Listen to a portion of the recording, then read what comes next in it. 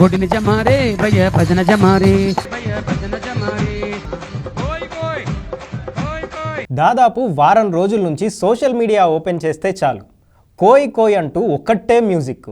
అసలు ఎట్నుంచి ఇంటర్నెట్లో ఎంటర్ అయ్యాడో తెలియదు కానీ 2 రోజుల్లో మొత్తం సోషల్ మీడియాని దున్నిపడేశాడు ఈ పాస్టర్.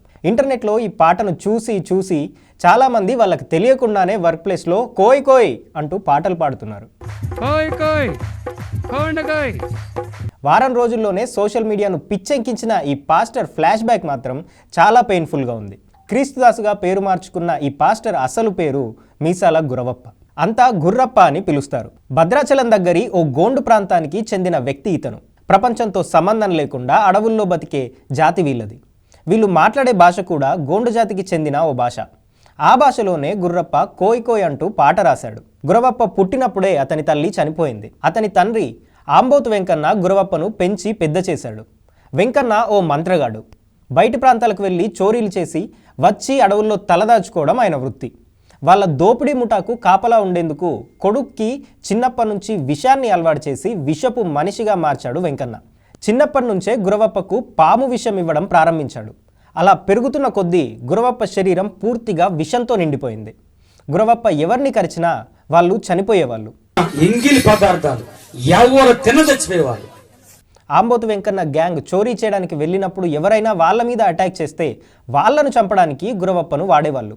ఇలాగే విషపు మనిషిగా కొనసాగుతున్న సమయంలో ఒకానొక స్టేజ్లో గురవప్ప ఆరోగ్యం పూర్తిగా క్షీణించింది. దీంతో గురవప్ప బాడీ నుంచి విషాన్ని బయటికి తీయడానికి వెంకన్న ట్రై చేశాడు. కానీ సాధ్యం కాలేదు. తనకు తెలిసిన తాంత్రిక విద్యలు కూడా ట్రై చేశాడు. కానీ ఎలాంటి యూజ్ లేదు. ఆఖరికి డాక్టర్లు కూడా చేతులెత్తేశారు.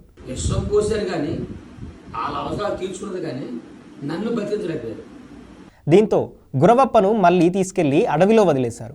ఆ తరువాత తానొకరోజు అడవిలో ఉన్న సమయంలో ఓ దేవదూత తన దగ్గరకు వచ్చిందని, ఆ దేవదూత వచ్చిన తరువాత క్రమంగా తన శరీరంలో ఉన్న విషం పోయి మామూలు వ్యక్తిగా మారిపోయానని చెప్తున్నాడు గుర్రప్ప.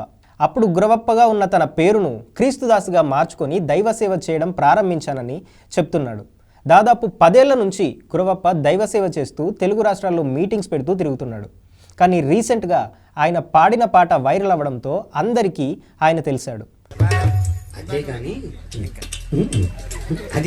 చిరంజీవి హీరోగా వచ్చిన పున్నమి నాగు అనే సినిమా కూడా తన జీవితం ఆధారంగానే తీశారు అనేది గుర్రప్ప చెప్తున్న పాయింట్. విషం శరీరంలో ఎక్కించుకున్న మనిషిగా తనకు గిన్నీస్ రికార్డు కూడా ఉందని గురవప్ప చెప్తున్నాడు. తనతో పాటు మరో 6 వ్యక్తులు కూడా ఇలాగే విషం తీసుకున్నారని, కానీ ఆ 6 చనిపోయి తాను ఒక్కడే బతుకున్నాడు అని గుర్రప్ప చెప్తున్నాడు. ఇందులో ఎంతవరకు నిజం ఉంది, ఎంతవరకు అబద్ధం ఉంది అనే విషయం మాతో పాటు చాలా మందికి తెలియదు. ఎందుకంటే ఇదంతా గుర్రప్ప తన నోటితో చెప్తున్నాడు, కానీ ఎక్కడా ఎలాంటి ఆధారాలు లేవు. సో ఇది వారం రోజుల్లో సోషల్ మీడియాను షేక్ చేసిన కోయ పాస్టర్ గుర్రప్ప అసలు కథ. చప్పలు కొట్టండి, మీరు చప్పలు కొట్టండి.